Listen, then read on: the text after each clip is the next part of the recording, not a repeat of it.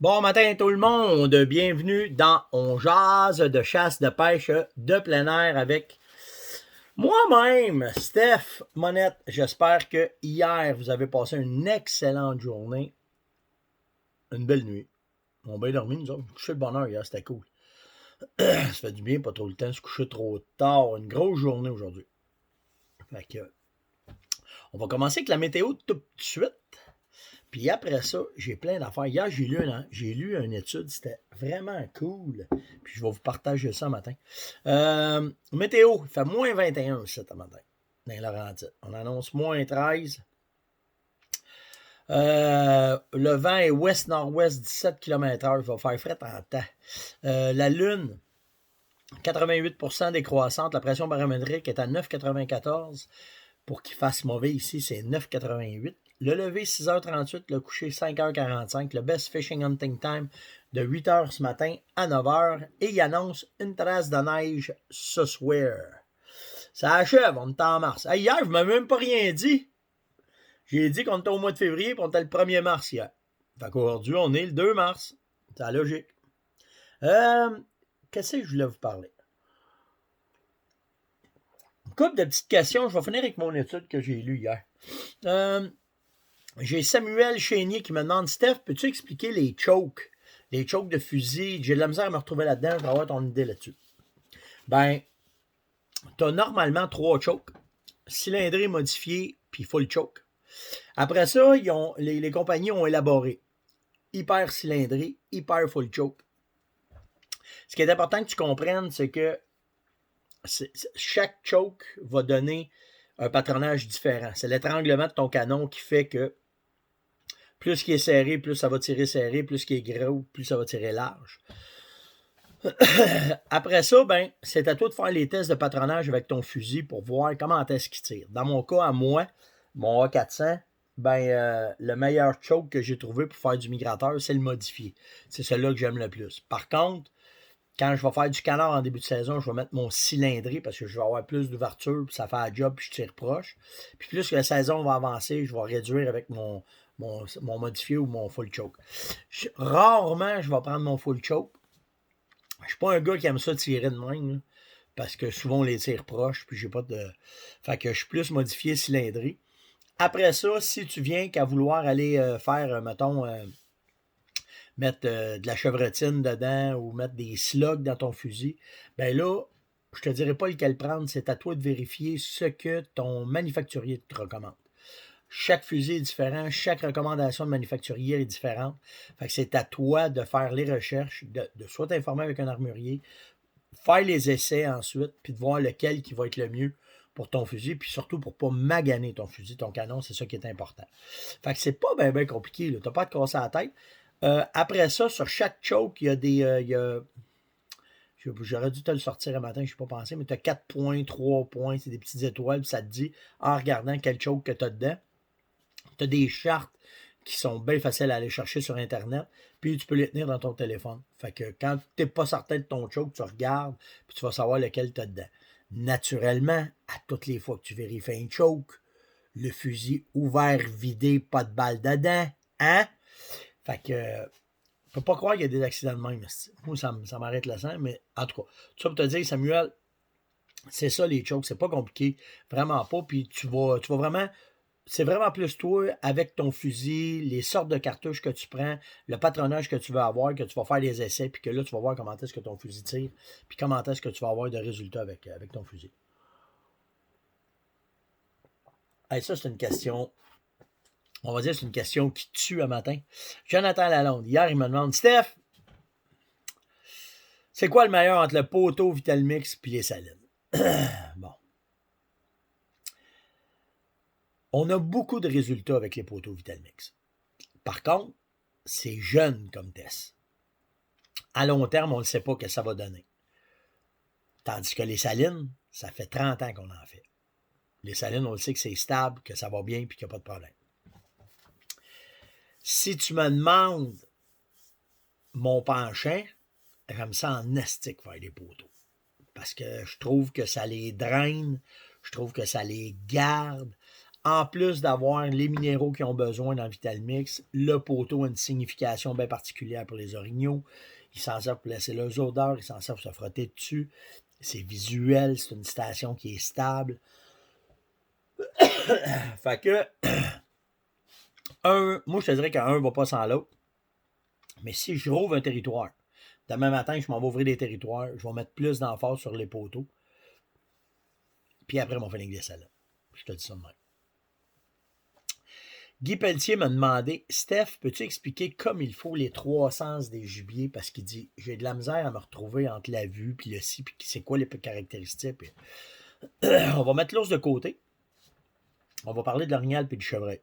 L'orignal puis le chevreuil, si on regarde les oreilles, ben, pas compliqué à comprendre, là. C'est des radars drettes de main.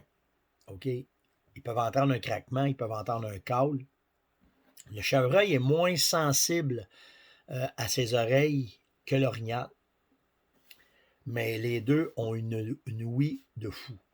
OK? Surtout pour détecter les bruits insolites. L'orignal, il sert même de ses palettes pour recueillir le son, selon ce qu'on nous dit. En plus, ses grandes oreilles vont y servir aussi de ramasser le son. Fait que quand il se met les oreilles de même, là, il en ramasse des informations. Le chevreuil, la même chose. Le chevreuil ne peut pas le faire avec son panache, mais le chevreuil, c'est la même chose. Après ça, si tu regardes sa vue, les deux ont une vision dichromatique. Ça veut dire que les cônes qu'ils ont dans les yeux est fait pour voir de noirceur comme de clarté. Plus que la nuit, elle est claire avec la pleine lune, plus qu'ils voient comme en plein jour, leur vision est faite pour ça. Vu que c'est des proies, mais il faut qu'ils soient capables de bien se diriger à n'importe quelle circonstance, le jour comme la nuit. Leur vision fait qu'ils sont capables de détecter le jaune et le bleu, mais surtout le bleu. Alors, tous les vêtements que tu portes, j'en ai parlé souvent, mais il faut que tu fasses attention à l'UV dans ton vêtement, parce que pour qu'un vêtement soit beau à l'œil humain, c'est le bleu qui fait que c'est retentissant, c'est éclatant. Ils mettent du bleu dans le noir, dans le rouge, tout pour que nous autres, ça soit comme ça. Puis ça fait qu'ils sont capables de mieux nous détecter avec leur vision. Après ça, ben, si tu penses de l'odorat, ben là, on arrive 500 millièmes en arrière d'eux autres. Parce que l'odorat sert à deux affaires, principalement. Un, à détecter le danger. Donc, prédateurs, n'importe quoi qui en entoure, ils vont servir de ça pour se sauver, pour se sauver la vie. Puis en plus de ça, l'odorat sert à trois affaires, à se nourrir. Fait que c'est avec ça qu'ils vont trouver la bouffe, ils vont trouver ce qu'ils ont besoin pour rester en vie. Puis la dernière affaire, l'odorat, c'est sexuel. C'est avec ça qu'ils déterminent le taux d'ovulation d'une femelle par les phéromones. Puis c'est un must pour eux autres. Fait que dans ces trois sphères-là, c'est hyper important pour eux autres. Fait qu'il faut que tu comprennes ça avant les deux autres. L'odorat, c'est ce qu'il y a de plus important dans les cervidés. Donc, si tu l'exploites bien, autant pour contrôler tes odeurs, autant pour les attirer, puis autant pour les attirer sexuellement que par la nourriture, ben c'est là que tu vas avoir du succès avec eux autres. Si on regarde l'ours, c'est un autre game complètement. L'ours, lui, ses yeux, il n'a pas une vision de fou parce que il va se servir de son nez. Il va voir de quoi. Il vaut quand même pas pire. Là. Il détecte pas pire. Mais pas comme un chevreuil, pas comme un orignal. Chevreuil, 500 mètres, il n'y a pas de problème à voir qu'il y a un problème. Tandis qu'un ours, c'est un prédateur. Fait que lui, il va y aller bien plus avec son nez et ses oreilles. Il va servir encore une fois bien plus de son nez que ses oreilles, parce que c'est son nez qui va l'amener sur les proies. C'est son nez qui va lui faire découvrir ses femelles. Fait que pour lui, pour le temps du rut, fait que pour lui, sa vue, elle est ordinaire. Ses oreilles sont excellentes, puis son nez, il est légendaire. Fait que, mais dans tout ça, ce qu'il faut que tu comprennes, c'est que c'est les trois sens qu'il faut que tu maîtrises le plus quand tu chasses. Il faut que tu sois capable d'être sans son, pas sans son le fort, mais sans son, sans bruit. Il faut que tu sois capable d'être invisible, puis il faut que tu sois capable d'être le plus possible inodore. Parce que si tu ne contrôles pas les trois, il y en a un des trois qui va te trahir à un moment donné, puis tu vas avoir de la misère avec ta chasse. Ça résume à peu près, hein? Bon, hier, vous avez réagi en malade avec la viande de gibier, ce que j'ai expliqué hier pour la viande de gibier. Puis après ça, j'ai eu d'autres questions qui ont déboulé de ça en me disant « Ouais, mais toi, là, tu l'apprêtes comment? » Moi, la viande de gibier, on en mange 365 jours par année. Ce qu'on fait avec la viande domestique, je fais la même affaire que la viande de gibier. On ne sait pas casser la tête, à part pour les volailles, que la viande de gibier, elle est plus coriace un peu. Pour le chevreuil et pour l'orignal, on ne se casse vraiment pas la tête. Ça, on s'en sert de la même façon. Où est-ce que ça va faire une différence? C'est quand tu vas la cuire, mettons, tu vas faire un barbecue ou tu vas la saisir. Bien, vu que c'est une viande qui est très maigre, ça va y prendre du gras pour l'apprécier, pour qu'elle soit goûteuse et qu'elle soit tendre en bouche. Fait que tu peux l'injecter avec du beurre, avec du gras d'orignal. Tu peux l'injecter avec du gras de chevreuil, ta viande, tout dépendant de l'espèce. Mais il n'y en a pas. Je me suis jamais empêché de rien faire avec la viande de gibier que je ne fais pas avec de la viande domestique. Par contre, si vous voulez vous aider, ben, il y a un gars qui s'appelle Stéphane Monette, qui est cuisinier de métier, qui est diplômé de l'école d'hôtellerie, puis il a fait 2 livres de recettes. Puis le 1, c'est notre meilleure idée, c'est celui de toutes les recettes de la famille. Tout ce qu'on mange avec la viande sauvage. Fait que vous avez tout dedans ce qu'il peut faire. Puis le deuxième, c'est encore des recettes de la maison, mais là, des recettes un peu plus fancy. Un petit peu moins de tous les jours. Mais les deux ont répondu vraiment à la demande qu'on avait à propos de la viande sauvage. Pour les pièces, ben, on en a parlé hier, c'est de vous trouver un excellent boucher. Parce que c'est le boucher qui va faire la différence si vous allez apprécier votre gibier. Fait que ça prend un boucher qui est capable de vous servir en pièces de viande, puis qui va comprendre ce que vous voulez faire, puis qui ne vous donnera pas n'importe quoi. Parce que quand tu t'en vas lui dire que tu veux un talon, tu veux une poire, tu vas avoir tes filets mignons en morceaux de 1,5 livre, 2 livres, que tu vas avoir les côtes levées, que là, bien souvent, il y en a qui ne savent même pas c'est quoi. Alors, c'est à vous autres d'arriver avec de quoi, puis d'être capable de trouver un bon boucher qui va être capable de vous sortir ces pièces-là. Par contre, donnez-leur une chance. Si pendant la saison, vous pensez faire sortir les pièces que je vous ai parlé, ben demandez-lui de faire des recherches s'il ne les connaît pas, puis de vous les sortir, parce que les pièces que je vous ai sorties, moi, c'est parce que Pat de Coupe de Viande et Laurentide, il me connaît depuis je suis flou aussi. OK, moi puis Pat, là, ça doit faire facile une 30aine d'années qu'on se connaît. Dans le temps, je restais à Terrebonne, c'était mon boucher. Puis après ça, il a tout le temps resté mon boucher. Puis de Pat de Coupe de Viande et Laurentide, là, je vous parle.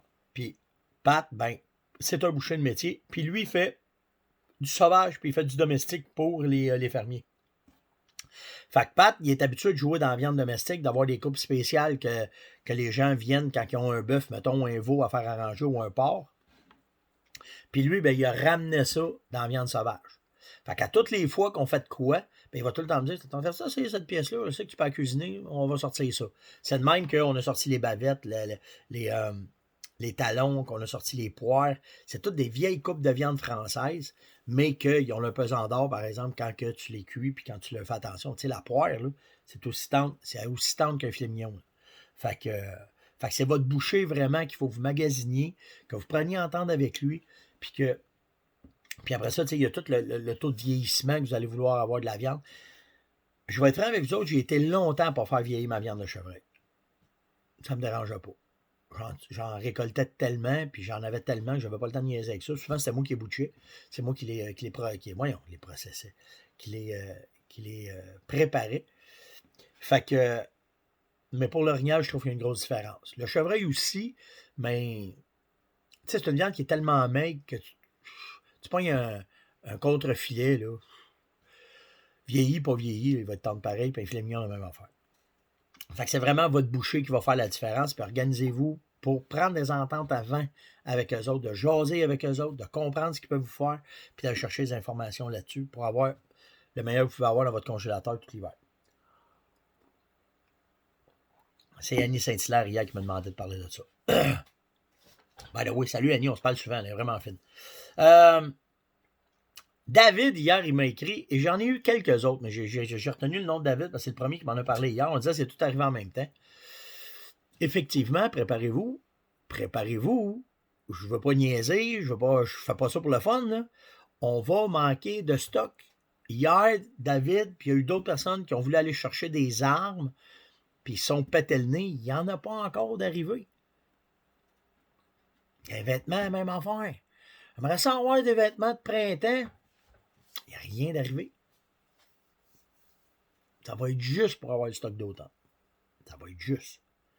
Fait que préparez-vous. Préparez-vous. Attendez pas. Si je vous le dis, vous allez vous péter le nez. Je vous le dis. Puis la même affaire dans les stocks de saline, puis la même affaire dans les urines.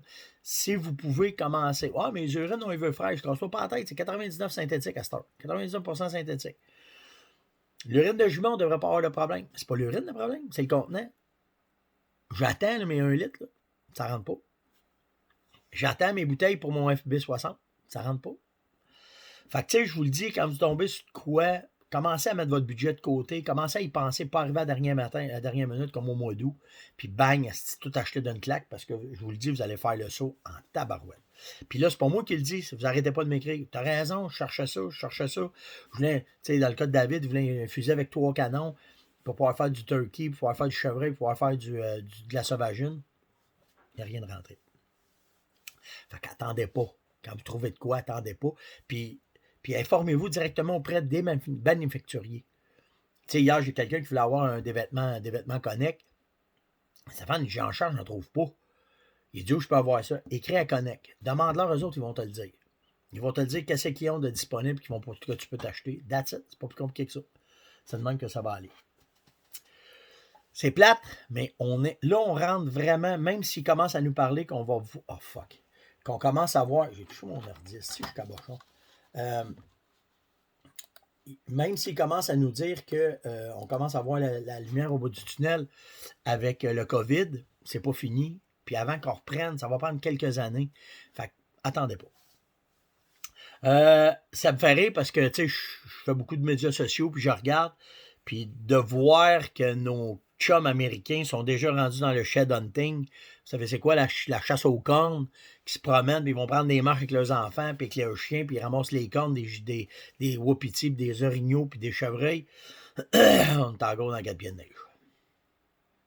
Mais c'est bon signe, il reste à peu près 1 mois, puis après ça, on tombe dans le bon temps, fait que ça va être le fun. Mais le shed hunting commence là, aux États-Unis. Là. C'est parti. Là, fait que nous autres, mes chums dans l'Ouest doivent être à la veille aussi de m'écrire puis qui ont commencé. Puis après ça, ben, ça va être notre tour à nous autres.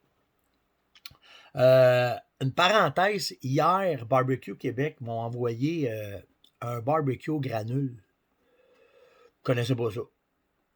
Malade en astique. Je vous le dis, vous avez un achat à faire de quoi de simple, pas compliqué, qui vous donne le même goût que le charbon de bois, mais que tu pèses 5 pitons et tout marche tout seul.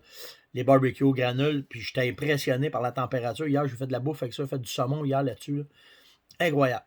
Incroyable. C'est un bel achat, un bon achat. Facile. Je pensais vraiment que c'était facile de même. Tu pèses sur le piton, tu mets la température que tu veux, laisse-les ça. Fait que si vous avez un achat à faire, puis encore là, barbecue, c'est la même affaire. Hein? Ils ont déjà commencé à parler qu'il y avait des pénuries. Attendez pas. Attendez pas. Hier, si j'ai pas marqué son nom. Désolé. J'ai quelqu'un, il viendra me revoir aujourd'hui, qui m'a demandé Steph, ton beau sling que tu accroches après ton arc, pour prendre mon arc puis me la mettre sur le dos, c'est quelle marque? Moi, j'utilise la Game Plan. C'est Game Plan Gear, OK? Mais je pense qu'ils ont fait faillite. Parce que me semble que moi, Pierre, on avait checké pour en acheter un autre, puis on n'en trouvait plus. Et c'est super bien fait. C'est super cool parce que c'est une strap qui vient juste... quand tu as ton arc, là, c'est juste une petite clip que tu as ici, que tu viens mettre comme ça. Oups. Puis là, je ne la clipperai pas. Là. Ben, tu peux la clipper. Là. Bien ça. Arrive de même. Clip ça après le petit... comme ça. Puis là, ben, tu mets l'autre bord. Puis tu l'as tout le temps après. Fait que quand tu veux l'enlever, tu fais une poussée. Tout, puis ça s'enlève. Puis c'est fait. Mais une belle affaire, bien le fun. Je l'utilise encore. Mais là, je suis prêt à regarder pour aller m'en chercher parce qu'il y a des nouveaux modèles de sortie que ça couvre ton arc au complet et ça protège tes mires. Un avantage parce que quand tu as ton arc dans le dos, tu ne vois pas tout le temps quand tu passes dans les branches avec ça. Puis l'affaire la plus importante de ton arc, ben, c'est tes mires. Alors, je vais regarder. J'ai vu que Sitka en faisait. Primo aussi en faisait. Je vais regarder ça. Probablement la prochaine affaire que je vais une prochaine gadget que je vais m'acheter, ben, je vais essayer ça. Hier, j'ai lu un article au QDMA qui venait du New Hampshire Fish and Game Department. Une étude sur l'âge des chevreuils, qu'on serait peut-être capable de donner l'âge d'un chevreuil par la circonférence. Regardez bien ça. Ce qu'ils ont fait, c'est qu'ils ont pris des sheds, des cornes de chevreuil. Puis, quand tu fais tes mesures Boone & Crockett, ça ici, c'est une mesure. Ils appellent ça les H. H1, H2, H3, H4. Dans la H1, quand tu la mesures, quand tu fais la circonférence de ta corne, dans le plus petit du meringue, lui ici, il est plus petit que là. OK? Il faut être dans le plus petit possible. Puis là, tu prends ta mesure. Ce qu'ils ont fait, c'est sur 5000 chevreuils de 2007 à 2016. Ils ont fait des mesures. Ils ont pris un taille. À chaque chevreuil qu'ils pouvaient mesurer, il arrivait, il prenait ça, il faisait le tour. Il arrivait de même. Ce chevreuil-là, il arrivait comme ça, là. Bien tête, là. Faut que tu le fasses bien tête. Lui, il a quand même 3 pouces et demi. 3 pouces et 4,8. 3 pouces et 4,8. Bon, parfait, stick. On en a un, puis là, ben, un, puis un autre. Ils en ont fait 5000 de même en 11 ans. Pour arriver avec une moyenne de se dire, ben écoute, un boc qui a une circonférence de 1 pouce et demi, mon doigt, ça a à peu près ça. Mon petit doigt, là. Même pas, mon petit doigt, il y a 2 pouces. OK? Mais un boc d'un an et demi aurait en moyenne 2,2 pouces de circonférence. Un boc de 2 ans et demi, 2,8 pouces de circonférence. 3 ans et demi, 3,5 pouces. 4 ans et demi, 4 pouces. 5 ans et demi, 4 pouces et demi. Puis là, ils ont dit, tabarouette, on vient de le New Hampshire Fish and Game Department, ils ont dit, je pense qu'on a de quoi, là. Tu sais, on est capable de... Fait que le QDMA, ils ont fait, pas sûr. Ben, ça serait-tu le fun? T'arrives avec ça de même, tu pognes ça de même, mesure ça, dans le plus petit, mon boc, il y a, lui ici, 4 pouces, un boc de 4,5. Simple de même. Fait que là, ils ont fait, on va demander d'autres choses. On va faire d'autres études. Ils ont appelé le East Foundation South Texas Whitetail, qui ont fait 1000 études de boc, mais cette fois-là, sur la longueur du meringue. Puis eux autres sont arrivés avec un meringue de 5 pouces et demi, 1 an et demi, 14 pouces et demi, 2 ans et demi, ainsi de suite, jusqu'à 6 ans et demi. Là, on a de quoi. Mais quand ils ont fini l'étude, ils ont remarqué qu'il y en a qui vont se chevaucher. Ça veut dire que entre 1 an et demi puis 3 ans, 4 ans, tu peux en avoir de 3 pouces, de 2 pouces et demi, puis là, c'est plus assez. Puis là, sur les 5000, des études sur le chevreuil, t'en veux-tu pour saigner du nez? Ils sont arrivés au bout de dire, ils appellent ça l'overlap. C'est que quand tu arrives d'un boc de 2 ans et demi, il peut avoir en bas de 2 pouces et demi, puis comme il peut être proche de 3 pouces et demi, puis là, c'est-tu un 2 ans et demi, un 3 ans et demi, un 4 ans et demi? Difficile à dire. Une affaire qui est sûre, par exemple, c'est si tu as un panache comme ça, puis que ce panache-là, il est en bas, la circonférence est en bas de 2,2 pouces, c'est sûr que c'est un an et demi. Ils sont arrivés, ça c'est sûr.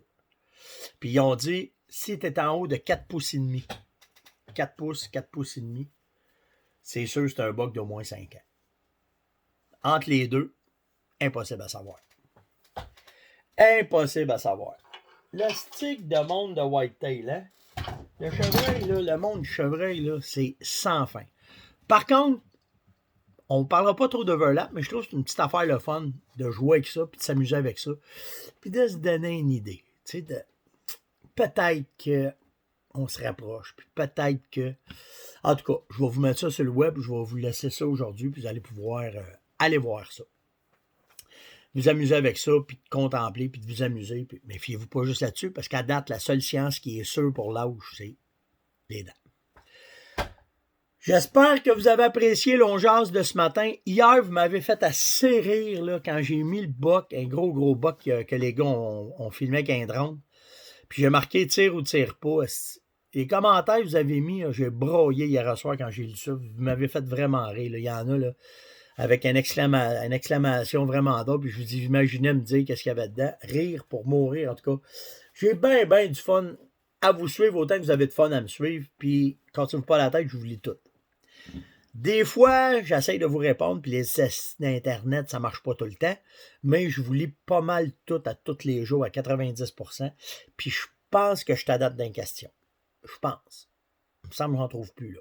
Fait que si vous avez des questions, n'hésitez pas, c'est ça qui fait le succès d'On Jase, c'est ça qui fait que ça marche bien. Lâchez pas de mettre des questions. Ça me fait un grand plaisir de faire des recherches, d'aller chercher des informations. En tout cas, le plus possible dans tout ce qu'on peut triper. Vous avez été beaucoup hier à me parler de la canne à pêche de Okuma. Vous avez trippé vraiment sa dédaille. Là. Il y en a même qui m'ont dit qu'ils en avaient acheté. Venez me le dire, quand vous faites un move là, de ce que je vous ai dit, hey, Steph, tu m'as acheté un GPS, hey Steph, j'ai cherché ça, je me suis acheté un vêtement, j'ai fait ça. Dites-moi-les. C'est bon, ça me garde contact, ça me garde grandé avec vous autres. C'est des bonnes informations à avoir. Au moins, on voit qu'on est influenceur. Parce qu'il y en a qui trouvent ça drôle, ce mot-là, dans notre domaine. Mais peu importe, c'est toujours un plaisir d'être avec vous autres à tous les jours, de jaser, de pêche, de chasse, de plein air, en tout cas, tout ce qui rentre. C'est une thérapie d'être avec vous autres à tous les jours. Et puis j'espère que vous me le rendez bien, en tout cas, parce que vous êtes de plus en plus tout le temps à être là. Likez, partagez, mettez des commentaires, invitez du monde, c'est important. Les commentaires, c'est ce qui est le plus important. Je vous le dis à tous les matins, puis je vais vous le dire jusqu'à temps qu'on arrête. Je ne veux pas que vous lâchiez ça. C'est ce qui fait qu'on reste dans Facebook. C'est eux autres qui nous keep dedans parce que vous n'arrêtez pas de mettre des commentaires. Puis juste un thumbs up, une claque dans le dos, n'importe quoi. Salut Steph, bon matin Steph, déjeuner Steph, des commentaires, n'importe quoi. Mais mettez de quoi, c'est important. Puis liker aussi, c'est super important. Partagez, parce que je le comprends. Tu ne peux pas partager toi matin. Mais quand vous trouvez ça bon, partagez-le. Ça aide aussi. Ça aide beaucoup même. Passez une excellente journée. Attention à vous autres. On se voit demain. Ciao.